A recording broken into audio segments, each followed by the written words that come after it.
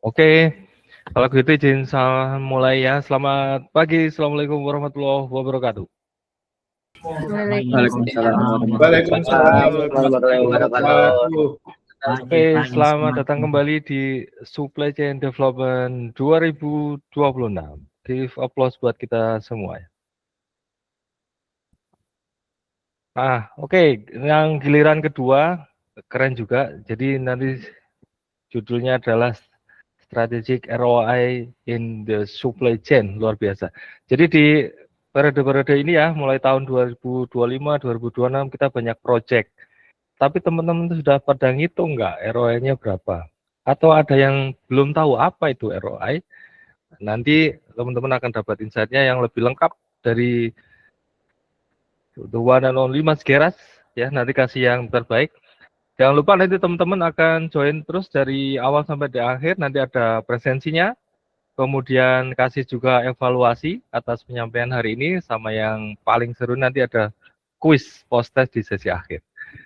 Ya, so Mas Geras silakan waktunya. Oke, terima kasih banyak Mas Eko untuk openingnya. Selamat siang, Assalamualaikum Bapak Ibu sekalian yang ada di Zoom meeting ini, di Google Meet ini. Terima kasih banyak sudah menyempatkan waktu untuk mendengarkan beberapa insight dari saya yang tidak seberapa daripada Bapak Ibu sekalian, tapi harapannya kita bisa berbagi beberapa ilmu juga.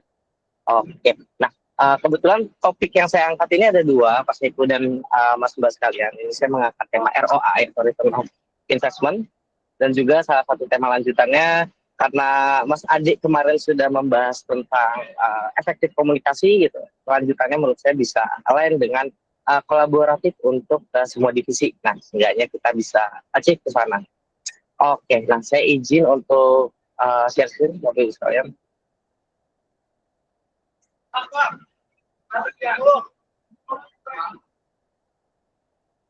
Oke, apa share screen saya sudah terlihat? Sudah, silakan. Oke, terima kasih banyak atas waktunya Bapak Ibu sekalian. Selamat siang, saya buka kembali. Saya Geras dari SPV Warehouse di Bogor. Nah, saya akan membahas tentang return of investment atau ROI dalam supply chain. Nah, kebutuhan yang kita buka di sini itu tujuannya lebih ke impact untuk perusahaan. Nah, kenapa impact untuk perusahaan selain untuk divisi? Karena impact untuk perusahaan itu meng-capture lebih besar output.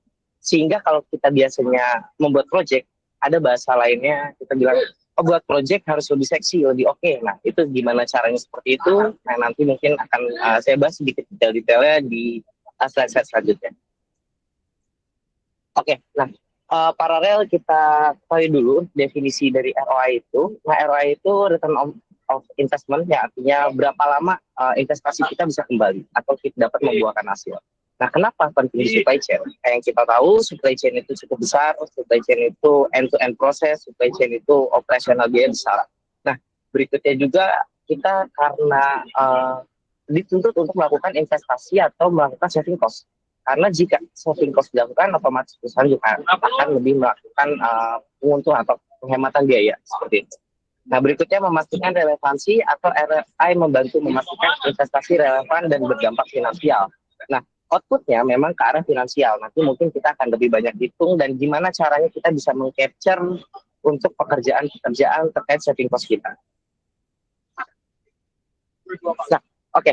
Berikutnya struktur dan standar analisa ROI. Nah, mungkin ini sedikit teoritis. Nah, saya ngambil case-nya pisang. Nah, mungkin bisa diceritain sedikit nggak? Karena setahu saya pisang itu ada di Bogor sama di Jogja. Nah, kemarin itu Mas Mahub juga sempat nanyain kalau handling pisang gimana sih? Nah, bau-baunya mungkin pisang akan masuk ke sana nih. Nah, cuman pisang itu handlingnya cukup repot sejauh ini. Karena dulu saya sempat handling pisang dan sejauh itu memang cukup repot, banyak banget yang harus dipikirin.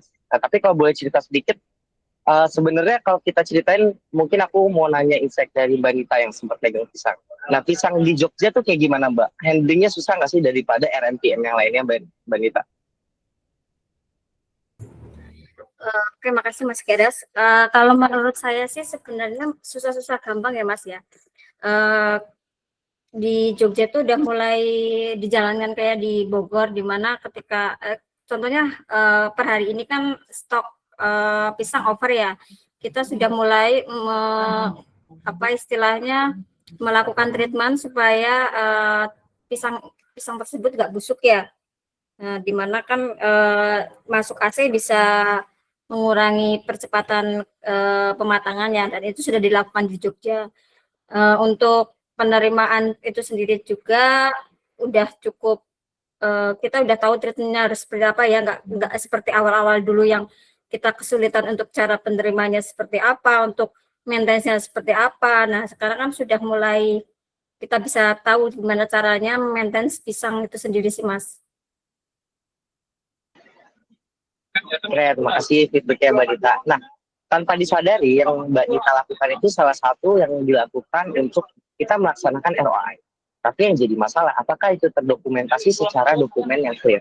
Nah, dokumen yang clear bentuknya seperti apa? Nanti mungkin akan saya ceritakan bagaimana cara membuat dokumen yang clear juga. Nah, cuman kita balik ke topik gimana cara membicarakan tentang ROI, dan kita coba angkat stadiknya terkait pisang. Nah, mungkin teman-teman sekalian, Bapak Ibu, untuk pisang ini sebenarnya cukup repot ya. Nah, repotnya kenapa? Karena mungkin kita RMPM, kita pakainya Vevo gitu. Yang udah expired terakhir nanti akan keluar paling terakhir seperti itu. Nah, tapi pisang ini biarpun datangnya, tapi dia nggak ada expired. Kemungkinan yang bisa digunakan adalah Vivo. First in, first out. Tapi yang jadi masalah, data pisang itu ada step kematangan. Yang bisa digunakan hanya step 8. Nah, mungkin bisa diceritain dikit ya Mbak Ami. Gimana tuh step kematangan pisang dan repotnya step kedatangan atau step memesan barang. Itu step kematangan pisang tuh harus dipikirin. Karena jika Mbak Ami misalnya step 5 atau yang belum matang, tapi minta digunakan besok, otomatis produksi akan nggak digunakan seperti itu. Tapi kayak gitu nggak Mbak? Boleh diceritain sedikit ya?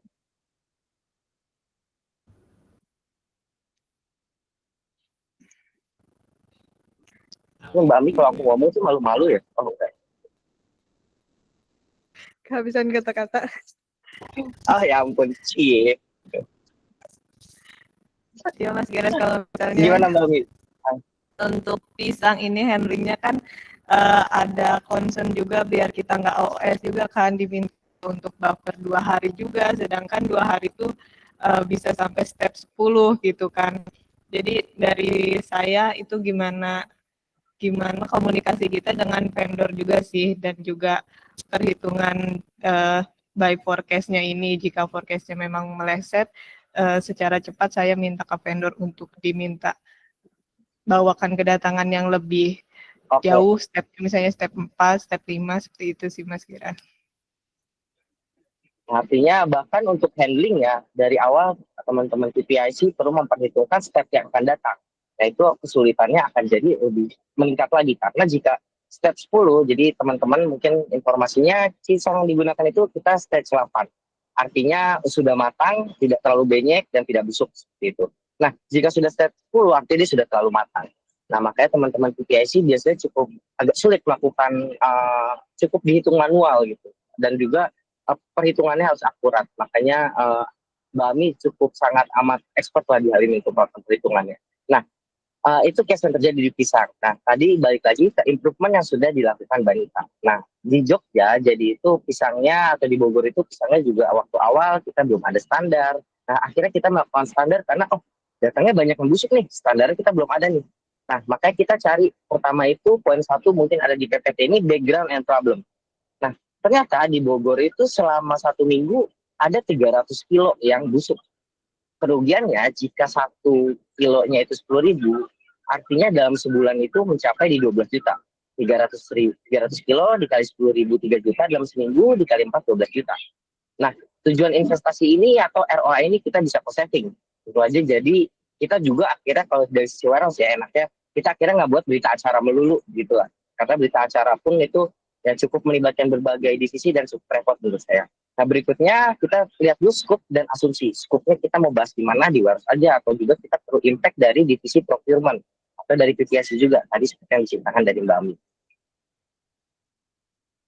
Oke, kita lanjut ke, nah, ini struktur dan standar analisanya. Untuk cost strukturnya tadi saya sudah sebutkan, jadi ada CAPEX dan OPEX. Nah, untuk CAPEX ini capital expenditure atau di mana kita sebut barang yang akan kita gunakan untuk investasi ke depannya dan juga mempercepat productivity. Contohnya ternyata Bogor ada racking dan juga Medan baru aja ada racking, itu juga termasuk capex. Dan opex operasional expenditure atau gimana biaya operasional yang digunakan. Nah, opex ini biasanya manpower dan juga listrik dan sebagainya. Nah, karena tadi Mbak Ita tadi cerita sempat ada melakukan treatment pisang, otomatis ada productivity yang terbuang. Tim warehouse yang tadinya SO nih, oh akhirnya disuruh untuk melakukan sortir pisang. Nah, otomatis kan SO-nya jadi jadi tidak efisien atau tidak terlaku semua. Tapi akhirnya pisangnya siapa tahu bisa balik modal dari kita frozenkan pisang tersebut. Nah, berikutnya ada di benefit. Setelah kita menghitung cost yang keluar, kita hitung benefit. Ternyata benefit itu ada dua jenis, ada tangible dan intangible. Tangible itu apa? Tangible itu ada angkanya, ada uangnya, ada hasilnya secara finansial. Intangible itu tidak terhitung secara finansial. Contohnya apa? Contohnya ternyata kalau kita pisangnya ditaruh di dalam freezer, oh freezernya lebih estetik. Nah, itu salah satu yang intangible juga, karena secara estetika lebih bagus, namun tidak bisa dinilai secara cost. Seperti itu. Nah, berikutnya ada metodologi dan resiko. Nah, kita lihat resiko atau case-case yang terjadi kalau misalnya ternyata ada manpower yang digunakan untuk melakukan sortir pisang tersebut. Nah, mungkin ini secara rumus ya teman-teman ya. Perhitungan dan analisa ROI itu rumusnya total benefit atau ternyata keuntungan yang kita dapatkan dikurangi total cost, nanti dibagi total cost dikali 100%. Nah, komponen perhitungannya akan saya jelaskan di slide berikutnya. Nah, mungkin ini case tadi untuk kita menghitung ROI. Jadi jika kita mau melakukan improvement, teman-teman managerial level mungkin akan bertanya untungnya apa, benefitnya apa bagi perusahaan. Nah, terkadang kita ngasih mungkin yang intangible atau yang terlihat secara visual, efeknya lebih bagus, which is good. Tapi jika kita menggunakan angka yang, oh ini ada value yang kita lebih untung 3 juta dalam sebulan, dan sebagainya, otomatis project ini atau improvement yang kita lakukan bisa terlihat lebih seksi atau lebih bagus, dan mudah banget dilirik. Nah, case-nya coba kita ceritakan dengan pisangnya tadi, kondisi existingnya 300 kg seminggu reject, harganya 10.000, kerugiannya 12 juta dalam sebulan.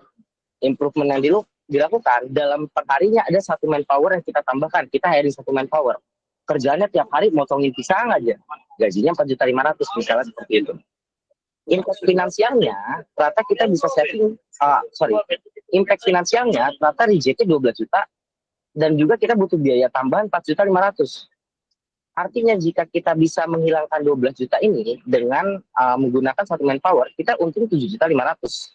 Yang artinya ROI-nya ini 7.500.000 yang kita dapatkan dari saving-nya atau pengurangan antara berapa harga yang busuk dikurangin dengan berapa cost-nya, sehingga terjadi persentasenya di 167%, yang dimana ini akan balik modal. Nah, poinnya dari output frozenkan pisang itu kita bisa reject ya 0%, jadi tadinya 0%, dari 100% jadi 0%. ROI-nya di 167% artinya sangat layak dan supply chain menjadi greater zero waste. Nah, ini akan menjadi divisi kita juga mempunyai nama yang baik karena kita melakukan improvement seperti itu. Nah, mungkin secara hitungannya seperti ini untuk perhitungannya. Nah, berikutnya tadi gimana cara ngitungnya, gimana cara ilustrasinya. Nah, ini mungkin baru di sini ya, karena mungkin nggak beberapa kita punya dokumen yang berbeda dari tiap perusahaannya. Tapi FYI, jadi Mas Mahuk, saya, teman-teman warehouse, nanti juga ada teman-teman distribusi, itu kita akan melakukan proyek sistem antrian yang dikepalai oleh Pak Seku. Nah, sistem antrian ini itu di salah satu timnya ada business solution namanya Mas Laksa. Mas Laksa itu membuat dokumen namanya BRD. Nah, ini biasa digunakan di tempat-tempat saya sebelumnya juga. Jadi ini jadi baseline di mana dokumentasi terkait improvement yang dilakukan itu bisa terbaca secara clear. BRD singkatannya apa? Business Requirement Document, seperti itu. Nah, di BRD ini sebagai bentuk improvement apa sih yang sudah dilakukan teman-teman supply chain terhadap perusahaan, sehingga data tercapture secara jelas. Nah, di sini terdapat payback period atau berapa lama ini bisa balik modal, atau berikutnya ada BEP atau break even point, dia tuh balik modal di bulan keberapa, mudahnya seperti itu. Terus juga ada 3 skenario base, normal, atau worst. Biasanya kita buat 3 skenario. Secara perusahaan kalau kita kasih base-nya untungnya apa, normal apa, dan worst itu untungnya juga apa. Ya worst mungkin case-nya ternyata kalau kita kasih improvement ini otomatis productivity turun, nah itu juga bisa di worst. Gitu. Nah, kita lanjut ke slide berikutnya. ini peran BR di dalam ROI atau Return of Investment itu ada basis kebutuhan, dasar diskusi, hindari salah scope, dan percepatan approval. Nah, mungkin ini secara umum, namun yang saya mau highlight percepatan approval. Jika dokumen kita sudah terbaca secara clear dengan managerial level yang dimana bertanggung jawab terhadap proses yang kita keluarkan, otomatis approval atau proyek kita dapat berjalan dengan cepat dan sesuai timeline yang sudah kita sediakan. Nah, mungkin makanya saya highlight di percepatan approval. Nah, BRD ini juga berfungsi untuk menjawab beberapa pertanyaan masalah yang terjadi. Contohnya tadi kita kerja pisang, tujuan bisnis apa, menentukan target kita yang ingin dicapai. Ya, ternyata kita pengen zero waste, pengen tidak buat BAT lagi seperti itu. Nah, itu juga salah satu tujuan yang ingin dicapai. Nah, kebutuhan utamanya ternyata itu bisa mengatasi persyaratan-persyaratan esensial seperti pembuatan standar dan sebagainya. Ditambah poin keempat, kriteria sukses itu jadi kita ada beberapa matriks yang bisa menyebabkan atau membuat operasional atau supply chain menjadi lebih sukses dalam beberapa case. Nah, mungkin ini juga strukturnya biasanya dalam BRD atau Business Requirement Document, kita itu cuma naruh 5 poin. Itu apa? Background atau problem atau masalahnya. Ini kita balik lagi ke case pisang. Tingginya reject yang di warehouse, kalau misalnya case di warehouse, mungkin kalau di distribusi bisa finish good-nya, terus bisnis objektifnya kita bisa ngilangin reject, terus juga menekan biayanya juga, kita lebih untung. Terus juga scoop in out-nya jadi pisang frozen, otomatis dia jadi masuk di stok kita, dan di distribusi itu nanti akan dikeluarkan untuk misalnya ternyata ditransfer ke outside. Nah, berikutnya bisnis dan user requirement. Nah, di konteks ini tadi mungkin Mbak Ami sempat highlight kalau dia perlu koordinasi sama procurement, kalau maunya step pisang yang didatengin step 5 dong, step 6 dong. Otomatis banyak divisi yang terlibat, makanya butuh user requirement juga. Berikutnya ada benefit dan success kriteria seperti itu. Nah, mungkin ini dokumen yang better disiapkan. Nah, cara tips praktisnya teman-teman, kita sudah ada ChatGPT dan itu mudah banget. Kalau kita bisa gunain prompt dengan mudah, itu benar-benar tinggal lempar kata-kata dan dia langsung bisa ngebuatin BRD-nya. Nah, menurut saya pribadi saya ngegunain GPT itu untuk ngebuat BRD karena satu, lebih cepat, fungsi kita cuma sebagai checker aja daripada kita ngetik manual. Jadi otomatis itu bisa mengurangi waktu kerjaan dan kerjaan kita juga akan capture, teman-teman. Nah, berikutnya karena kita membahas supply chain, kita ada manfaatnya. Yang pertama itu keputusan berbasis data. Kita punya beberapa data yang dimana ini bisa jadi baseline kita untuk terkadang kalau kita kerjaannya hanya monitoring gitu ya teman-teman, ini jadi benefitnya hanya normal. Jadi baseline kita bekerja memang monitoring yang mungkin. Tapi jika kita melakukan improvement, sudah pasti akan ada hal baik atau akan ada nilai atau value lebih yang bisa kita terima. Nah, berikutnya ada prioritas investasi. Nah, jika sudah melakukan ROI, sudah menghitung dan BRD, kita bisa menentukan prioritas yang akan kita lakukan. Berikutnya efisiensi dan produktivitas, sudah pasti lebih efisien, sudah pasti lebih produktif jika BRD-nya clear atau dokumen dan perhitungan teman-teman clear. Gitu. Nah, dengan adanya BRD juga, manajemen lebih transparansi, bisa melihat apa yang kita kerjakan dan step by step. Dan dapat menanggulangi identifikasi risiko yang terjadi. Seperti itu. Nah, mungkin ini lanjutannya kita cara membaca ROI-nya seperti apa. Nah, ROI itu kita bagi jadi dua, teman-teman. Kita lihat yang pertama itu fokus pada masalahnya, bukan aktivitas. Jadi kita fokus ke root cause-nya. Kita pernah training root cause mungkin teman-teman sekalian. Jadi kita mungkin sudah cukup ahli dalam menentukan root cause. Jadi kita lebih spesifik. Dan berikutnya kita yang poin pentingnya pertimbangkan keuntungan bersih. Jadi benar-benar menurut saya untuk ROI dihitung benar-benar gimana cara kita dapat meraih keuntungan dari cost yang lebih sedikit. Nah, berikutnya ini lebih ke arah gimana ROI dapat membangun kolaborasi antar divisi. Berikutnya ini ada 3 poin. Pertama, validasi lintas fungsi. Jadi ROI ini bisa tentu aja banyak usernya, sehingga bisa lebih kredibel, bisa lebih ternilai lebih oke. Jadi banyak fungsi atau lintas divisi yang ikut campur atau ikut serta dalam sebagai user. Nah, berikutnya dalam sisi supply chain juga kita sebagai pencipta nilainya karena supply chain end-to-end proses. Berikutnya kita bisa buat keputusan yang kuat.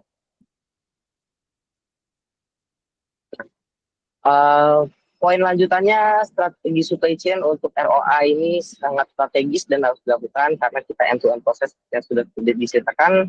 kita struktur dan alurnya juga sudah akan tercatat di ROI itu, di BRD itu, dan juga pencatatannya bisa di BRD sehingga semua pekerjaan dan investasinya berjalan dengan lancar, datanya ke capture akan dilakukan. Nah, berikutnya poin yang penting juga, kolaborasi lintas fungsi adalah kunci. Nah, mungkin sebagai warehouse ya, teman-teman, kalau di sini saya cukup banyak berkomunikasi dengan berbagai divisi, pun ternyata tidak hanya warehouse, banyak divisi pun di supply chain pasti akan irisan dengan berbagai divisi yang dimana fungsi komunikasi itu penting banget. Nah, makanya kemarin pun penting banget dari trainingnya Mas Ade efektif, komunikasi yang efektif, agar gimana caranya kita bisa melakukan komunikasi dengan baik ke divisi lain. Contohnya, jangan-jangan kalau misalnya mereka memberikan task ke kita atau memberikan tugas atau pekerjaan lain, nah itu dapat memberikan kepercayaan mereka ke kita, sehingga saat kita minta tolong ke mereka itu juga dapat lebih mudah. Nah itu fungsinya kolaborasi di sini. Nah berikutnya, supply chain merupakan value creator sehingga kita menciptakan benefit lebih dari sisi perusahaan. Nah, analisis ROI tidak dapat dilakukan oleh supply chain saja. Ini juga ada finance, yang dimana finance itu validasi biaya, saving cost, dan ROI-nya. Procurement bisa ke arah harga vendor, kebutuhan pendukung, engineering bisa ke arah feasibility proses, dan juga kapasitas. Sehingga poin akhir yang manajemen sebagai approval dapat melihat 4 poin ini berkolaborasi dengan lancar. Nah, manfaat kolaborasinya ada 5 poin utama: datanya lebih akurat, asumsi realistis, ROI lebih kredibel, approval lebih cepat, dan implementasi lebih smooth. Oke, mungkin sampai ini saja untuk training atau informasi terkait ROI yang sudah saya kolek teman-teman berdasarkan pengalaman saya. Mungkin ada sharing session atau ada pertanyaan, teman-teman boleh kita bisa discuss bareng atau saling kasih masukan. Oke, makasih luar biasa Mas Geras, materinya padat, kayaknya kelasnya agak berat juga nerimanya ya. Betul. Oke. Makasih materinya, saya pun sangat excited ya materinya, belajar. Pasti akan useful buat kita ya. Ada yang namanya URS, ada yang namanya project plan gitu, macam-macam. Salah satunya yang bisa kita terapkan di sisi improvementnya kita itu pakai yang ROI ini. Nah ini udah Mas Geras pakai ketika pengajuan ranking Borgor, itu udah dilampirkan, dan itu sebagai apa namanya visibility-nya dari manajemen ya, melihat dari sisi awal sampai dengan akhir. Tadi saya juga belajar ya Mas Geras, satu ada yang harus kita tahap-tahapannya ya, kita harus tahu cost structure-nya kita. Kadang-kadang kita nggak mikirin cost structure-nya tuh apa aja yang dibutuhkan dalam improvement itu, atau mungkin kurang komplit. Jadi memang harus divalidasi cost structure kita itu ada capex sama opex-nya. Kemudian ada benefit-nya, tangible kita bisa jelasin sih. Intangible kadang kita kurang bisa jelasin di narasinya kita ke manajemen. Atau sebaliknya, yang kita sampaikan hanya intangible, tapi tangible-nya nggak tersampaikan. Sehingga nggak approve gitu pengajuannya. Kemudian ada metodologi sama risiko. Jadi keren banget. Tapi saya ngelihat dari slide-nya tadi tuh, foto-fotonya kayaknya area kerjanya ideal banget loh, bagus-bagus ya, orangnya cakep-cakep, bersih-bersih gitu. Keren loh. Semoga nanti akhirnya kayak gitu ya, kayak startup gitu lah ya. Gitu.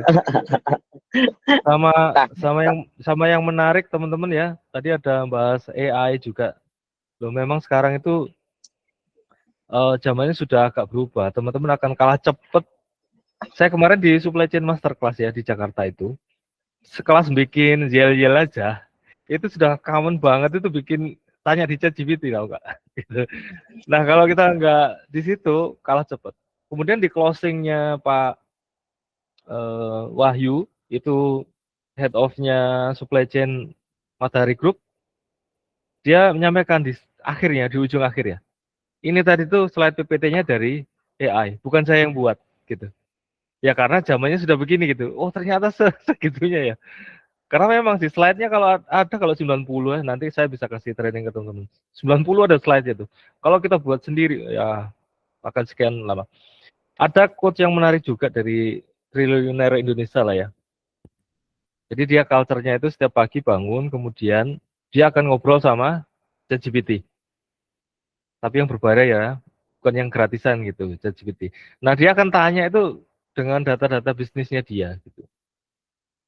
Kemudian dia akan sampaikan begini, quote-nya. Sebelum tanya ke atasan, sudah tanya ke ChatGPT belum? Ya. Jadi kalau mau maju ke atasan, jangan kosong. Saya tanya balik nanti ya akan mulek di situ aja, nggak selesai-selesai.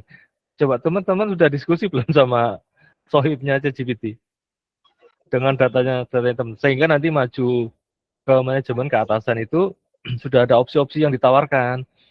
Kan teman-teman mungkin nggak kepikiran ya, yang ternyata ChatGPT bisa kasih ide yang bagus. Itu ya quote-nya hari ini. Thank you. Nah, teman-teman bisa perdalam lagi materinya Mas Geras tadi. Silakan. Siapa dulu? Resen?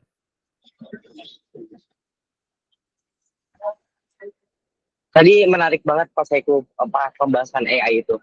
Untuk informasi juga Pak Saiku, saya membuat PPT ini dengan AI juga Pak Saiku. Jadi caranya mudah banget. Jadi tentu aja kita harus punya struktur atau apa aja mau diomongin, tentu aja kita harus perlu buat dokumen utama. Nah, tapi dokumen utama itu bisa dibuat dari ChatGPT yang dimana kita kasih prompt aja. Dan tinggal kita upload. Nah, saat sudah diupload nanti otomatis dia akan membuat template dengan sebegini rapinya ya. Menurut saya ini cukup rapi, karena kalau kita kerjain manual, ini buat kotak, terus kita kecilin, kita kiriin, kita tengahin, nah itu kan akan makan waktu banget ya. Sedangkan ini waktu pengerjaannya hanya sejam, ditambahkan sejam berikutnya untuk melakukan monitoring atau checking. Pengerjaan kita jadi lebih efisien menurut saya. Nah, penggunaan AI menurut saya jika kita masih tetap monitoring itu sangat amat berguna karena produktivitas kita akan naik. Nah, menurut saya sih kayak gitu. Itu step yang benar juga, dan di Agri juga sudah ada ini ya Pak Siko, apa AI improvement kan ya Pak ya? AI manager gitu di salah satu. Nah, betul. Bentar lagi kita akan keganti guys dengan AI itu. Cuman kalau kita nggak mengikuti AI ini atau perkembangan teknologinya, menurut saya sih kita yang bakal ketinggalan, dan worry-nya kelak mungkin akan keganti. Makanya baiknya kita bisa gunakan tools-tools yang memang sudah digunakan. Seperti itu sih. Ya, thank you. Jadi teman-teman tapi jangan takut. Jangan takut sama AI nanti tergantikan, enggak. Paling ya teman-teman harus beradaptasi aja. Dulu Excel baru muncul, teman-teman apakah langsung bisa? Enggak juga kan? Sama saja. Akhirnya sekarang kalau Excel bisa kita pegang, Excel malah bantu kita. AI pun sama, teman-teman, tapi harus mulai belajar dan tahu apa itu ya, gunanya apa gitu. Maksudnya jangan kalah, justru dia jadi alatnya kita, gitu ya. Yang sudah pakai seperti itu kayak Mas Hadi tadi yang nyebutin udah, siapa tadi udah, itu is good. Teman-teman yang lain belum pakai, silahkan coba, nanti bisa diajari. Oke, siapa tadi yang mau perdalam materi ROI, silahkan.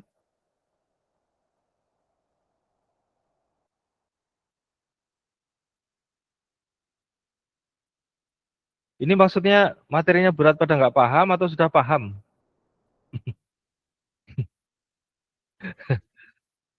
Jadi pertanyaan saya jadi dua nih jadinya. Oke, siapa dulu? Silahkan.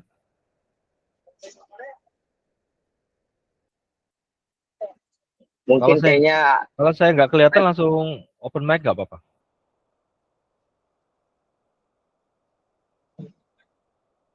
Mungkin Bang Alek Pak, pengen saya Pak. Bang Alek pernah buat dokumen untuk URS, nah itu terkait tracking, nah itu boleh diceritain nggak mungkin Bang Alek kesulitannya apa? Karena waktu itu saya untuk jadi baseline saya untuk tracking Bogor tuh, karena sudah detail banget Bang Alek.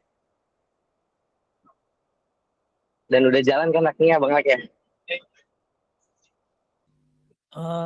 Baik Bang Geras. Ini materinya berat sekali Pak ya. Tapi ya terima kasih juga, ini sebagai pelajaran juga buat kami ya. Ini sumpah baru dengar ini gitu. Jadi mudah-mudahan jadi makin luas wawasan kita ya. Jadi terkait tadi sudah disinggung perihal URS, itu memang untuk URS-nya itu saya masih minta tolong juga itu. Saya minta bantu dari Mas Mahmud gitu ya.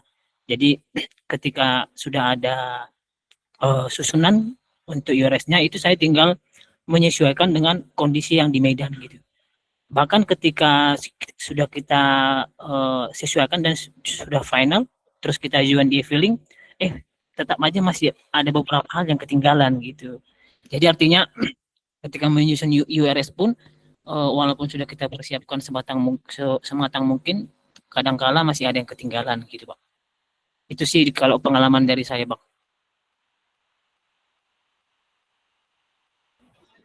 Ya, tinggal next project coba dipakai ini ya, nanti lampirannya dipraktekkan sambil biar paham, nempel di kita ya. Oke. Kan projectnya banyak kayaknya Bang Alek ya, sudah antri kayaknya ya.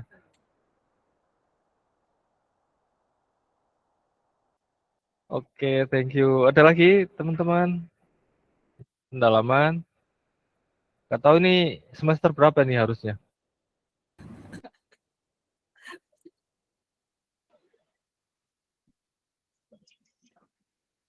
Aman, Mas Geras atau mau ada yang ditambahkan? Kalau dari saya cukup, mungkin beratnya Pak dari pembuatan BRD ini, kita kan sebagai, biasanya dulu tuh ada tim sendiri proses excellence atau continuous improvement Pak. Nah, dia membuat BRD ini. Nah, kita sebagai usernya menjalankan BRD dari tim continuous improvement. Namun di Bogor ini kan kita sebagai user juga, pembuat BRD juga, penyusun project juga, membuat dokumennya juga end to end-nya. Mungkin waktunya di situ susah. Nah, tapi menurut saya dengan adanya AI, itu bisa mempermudah banget berbagai macam pekerjaan. Ya, tapi kita materinya bukan AI ini ya, ROI. Nanti salah. Oh ya. Oke, saya mau dengar dulu dari ini, dari yang apa namanya, trainer of trainee.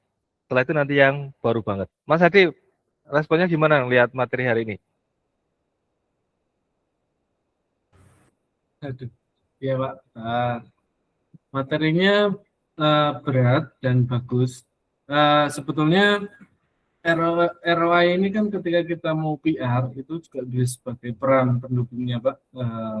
Kalau saya ketika mau festive itu biasanya pakai SWOT kalau dulu ya Pak ya. Kalau dulu ketika apa namanya armada itu kita fokus sendiri itu saya biasanya melampirkan adanya proposal dan itu ada analisis SWOT. Sebenarnya ini hampir sama, cuman kalau ROI ini kan dia lebih ke uang, Pak. Jadi total investasi yang kita keluarkan, lalu kembalinya itu kapan, dan tadi ada BEP kan break even point ya, Mas Kires ya. Itu di sampai kapan kita akan menunggu investasi itu kembali gitu sih Pak. Itu sih Pak. Keren Mas Kires. Keren, mantap Mas Hadi, responnya mantap. Itu tadi mau nunjukin juga, saya juga ngerti BEP gitu maksudnya dia. Saya juga bisa gitu. Nggak mau ya, oke. Tapi bagus Mas Hadi, maksudnya dalam project plan itu bisa dipakai, SWOT-nya dipakai kombinasi sama ROI gitu. Jadi nggak hanya analisis datanya, tapi sudah ada value yang bisa disampaikan. Itu jauh lebih keren lagi. Misalkan festive mau nambah, kita festive mau overtime atau mau nambah manpower festive nih. Nah itu bisa dikalkulasi juga dengan itu. Kombinasinya dua. Saya pikir nanti manajemen akan lebih cepat lah ya. Prosesnya paham, poinnya dari Mas Hadi apa, segera diputuskan gitu. Sip. Nah sekarang yang baru banget. Mas Eko tadi saya lihat raise hand, silahkan. Itu sebenarnya kepencet Pak. Saya mau Oh nggak applause apa-apa. ke Mas Geras. Tapi kalau Ya. untuk materi yang baru saya terima ini, saya baru mendalami sih Pak. Mendalami, saya mau memahami dulu ini yang disampaikan dari Mas Geras itu emang lebih banyak ke operation ya Pak ya. Bagaimana dan seperti apa penanggulangannya seperti apa. Itu nanti mungkin nextnya saya akan di distribusi sendiri utamanya bisa mungkin banyak belajar sih dari Mas Giras proyek-proyek yang mungkin bisa diterapkan sih Pak. Itu mungkin sih Pak. Ya, silakan di booking di kalender untuk jadwal-jadwalnya, jadwal belajarnya ya. Mau materi Siap. apa? One more dari Mbak Rifa, kasih komennya Mbak Rifa. Udah dapat apa?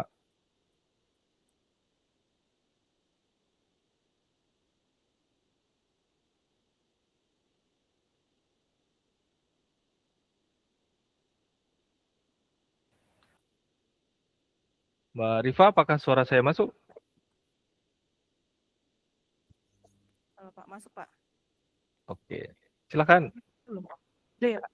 Oh, oke. Iya Pak, ini juga hal baru buat saya. Terima kasih Mas Gairas sebelumnya. Yang saya dapatkan itu ya intinya sih tingkat pengembalian suatu investasi, gimana cara perhitungannya, terus keputusan-keputusan apa yang harus diambil di lapangan gitu kan, apa yang harus di apa koordinasi, terus evaluasi seperti apa, terus perhitungannya, dampaknya seperti itu sih Pak. Sip, oke, thank you. Saya remind ke teman-teman, tadi saya udah share linknya untuk presensi, kemudian evaluasi materi. Saya kasih waktu 5 menit dulu ya. Habis itu kita akan ke post test. Silakan di chatnya Meet, dicek. Yang sudah nanti kasih emot jempolnya ya. Oke, Mas Habib sudah.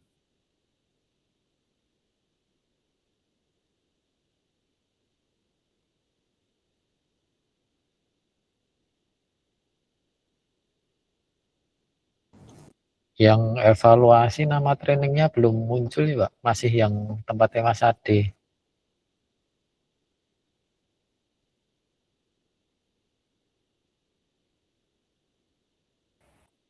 Siap, sebentar.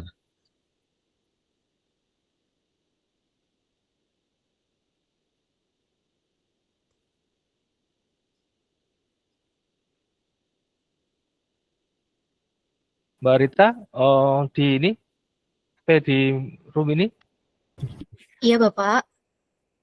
yang apa namanya evaluasi ya Pak Ari tadi ya? Ya, evaluasi. Form evaluasi Iya. untuk yang ini, apakah bisa dibantu? Boleh, wait ya, Pak. Siap.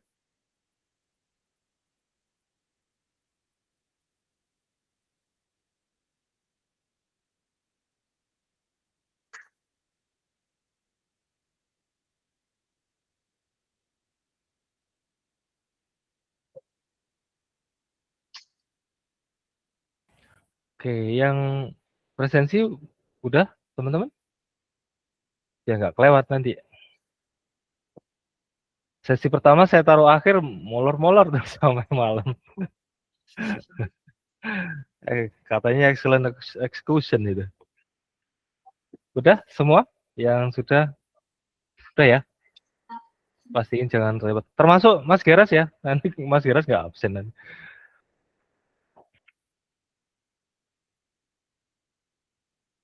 Oke, sip ya. Kalau gitu sekarang kita ke kuis. Silakan siapkan perangkatnya. Kemarin yang periode pertama siapa? Mas Habib ya? Podiumnya.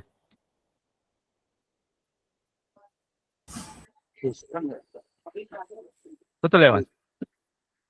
Oke. Oh lupa. Iya udah. Sekarang kita lihat nih, masih juara bertahan atau enggak? Saya masih nunggu Mas Adit nih. Kayaknya gimana nih? Juaranya Pak Ari, Pak. Pak Ari. Dulu. Pak Arinya diam-diam aja. Oh iya. Oh saya salah ya. Oke, oke. Oke, sekarang kita lihat yang hari ini ya. Thank you. Mas Geras nggak perlu join. Udah tahu jawabannya.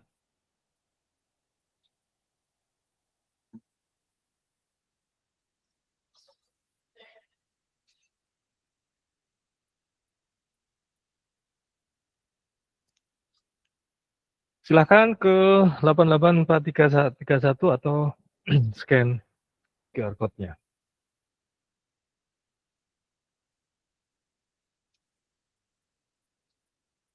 Semoga saya bisa ini, nanti operatornya nggak bisa lagi. Kacau.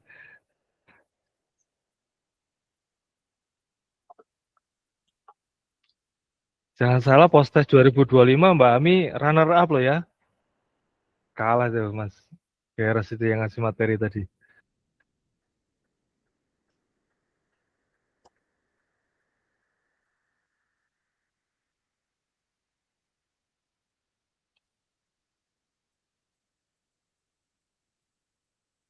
11, 12.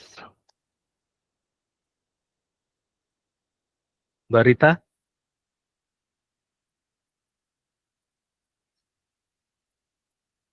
Kenapa Pak? ini yang di layar aku mulai yang Join kiri kah atau yang saya? boleh, boleh. Ini saya klik yang mulai itu, ungu. Oh, Iya, kalau udah semua join langsung klik mulai. Tapi kalau belum join semua jangan dulu Pak. saya hitung dulu deh. 21 tuh. Enggak ya.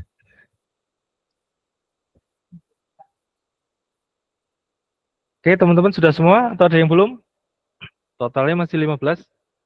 Dikurangin saya sama Mas Geras ya. Kurang satu deh kayaknya. Saya belum Pak, bentar Oh, Pak. Pak Ari. Ya, ya. Step. Oke ya, mulai 3, 2, 1.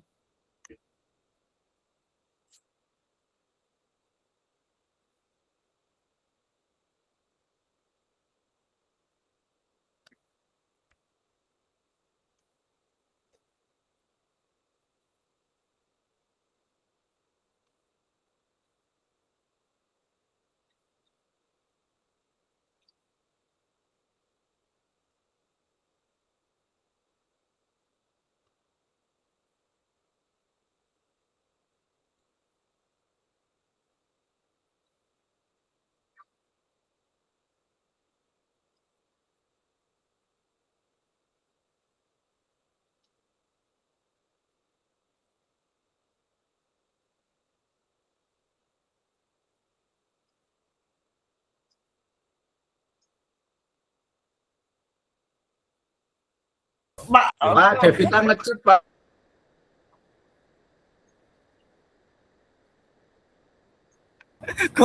Kok bisa itu?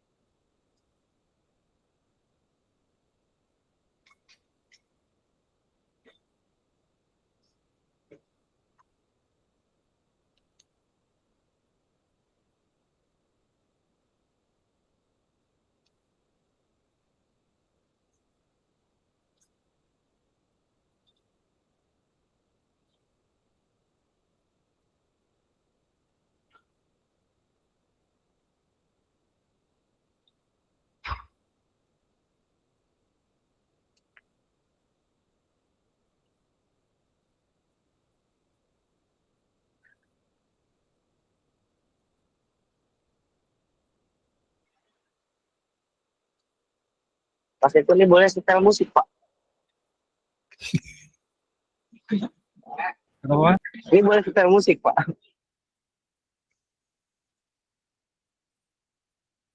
Saya punya musik.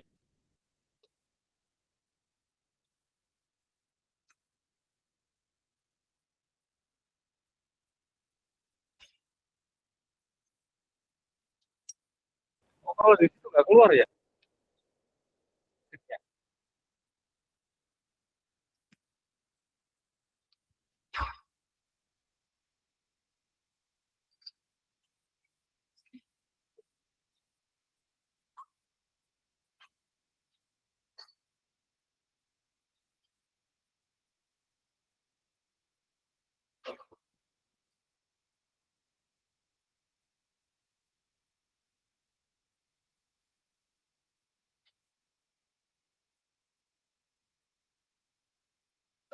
Ini yang bawah udah ampun ini.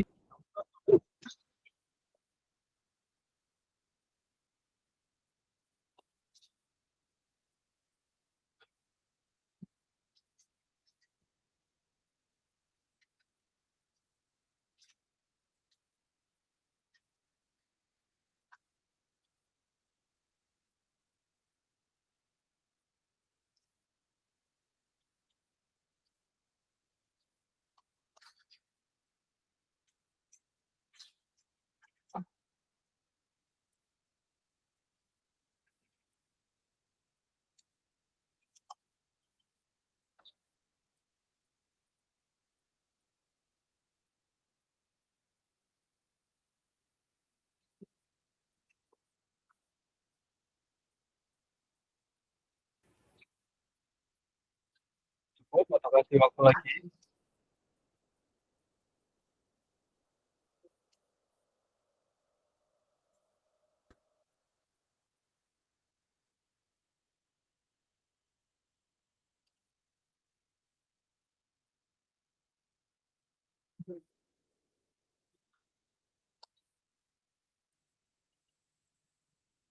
Oh, berarti ini ya. Pakai banget ya, saya posisi.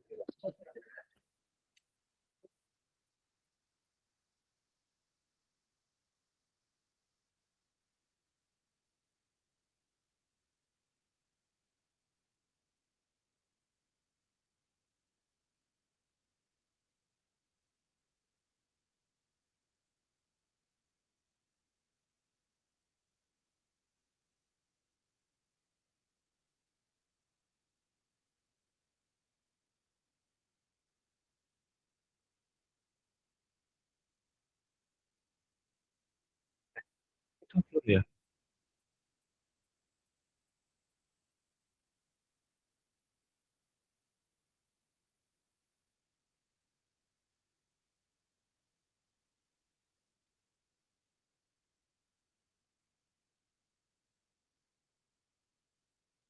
Oke, thank you ini ya.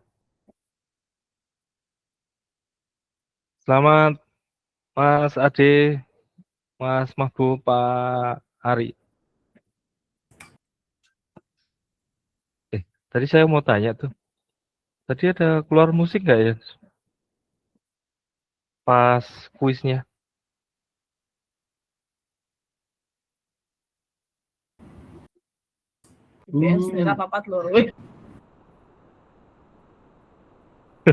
Oh iya, selamat Mas Adit.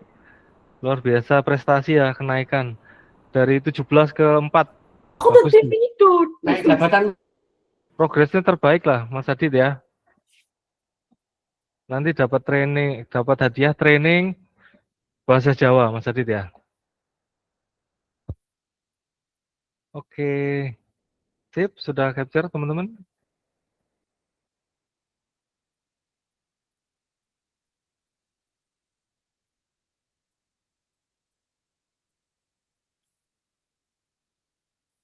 Ih.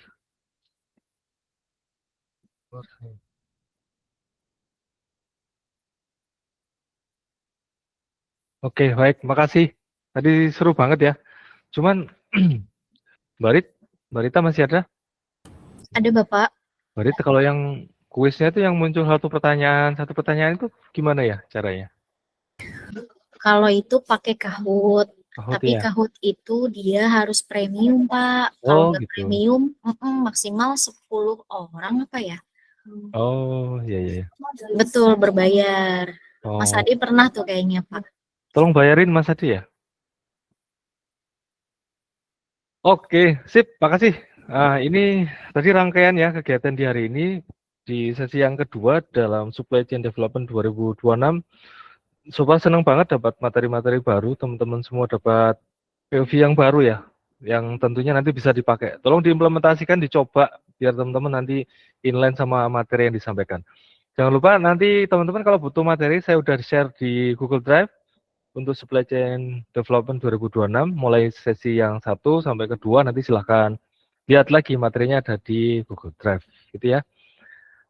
Mbak Rita ada yang ditambahkan? Nggak ada, Pak, cukup. Siap. Kalau gitu makasih semuanya teman-teman, luar biasa semangatnya. Untuk kali ini saya tutup dulu. Selamat pagi. Assalamualaikum warahmatullahi wabarakatuh. Makasih. Sampai jumpa di bulan depan. Waalaikumsalam. Terima kasih banyak. Waalaikumsalam. Terima kasih Mas Giras. Sorry, foto. Foto Pak. Open cam. Cukup nggak ya? 2 slide kali ya. Satu. Mas Geras yang satunya di close Mas Geras. 1, 2, 3. Mas Habib masih di ini? Di laptop? Oke. Sip ya. Dari teman-teman juga boleh nanti screenshotin kirim ke grup supply chain. 3, 2, 1. Senyum lebar. Bentar Mas. Gara-gara komenmu muncul di layar saya Mas. Mas. Jadi screenshot saya. Mau saya screenshot ada komen ya. Iya. Mas Geras satunya siapa? Nah, oke. Ya, ulangi ya. 3, 2, 1.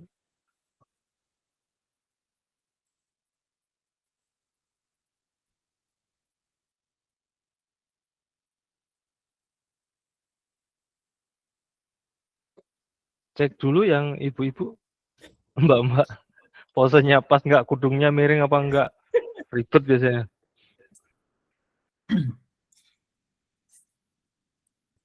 Mas Dilal gelap kali Mas Dilal ya. Cuaca, Pak. Iya cuaca. Mas saya nggak ada ya.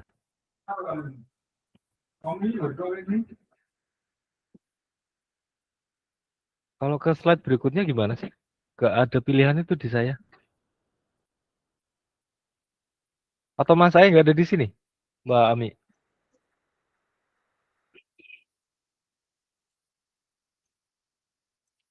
Nggak denger.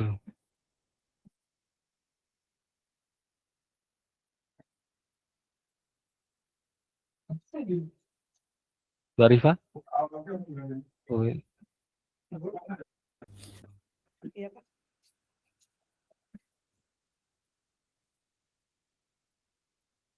Yang belum muncul siapa? Mas Sae, Bang Yuda. Saya udah. Tapi di foto nggak ada ya? Ada Pak. Ada tak? Mana?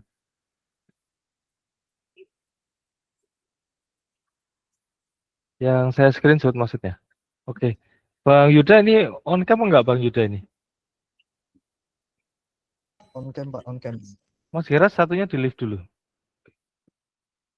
Nah, ini lengkap nah harusnya nih. Ulangi ya. Oke, 3, 2, 1.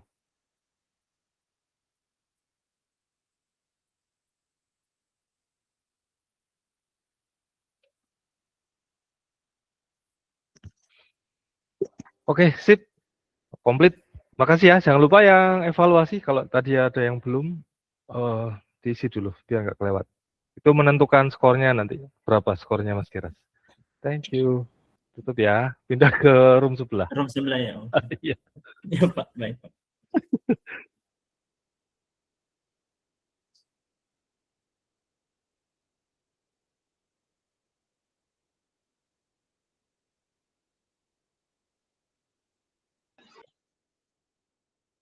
Nyangkut apa gimana ini?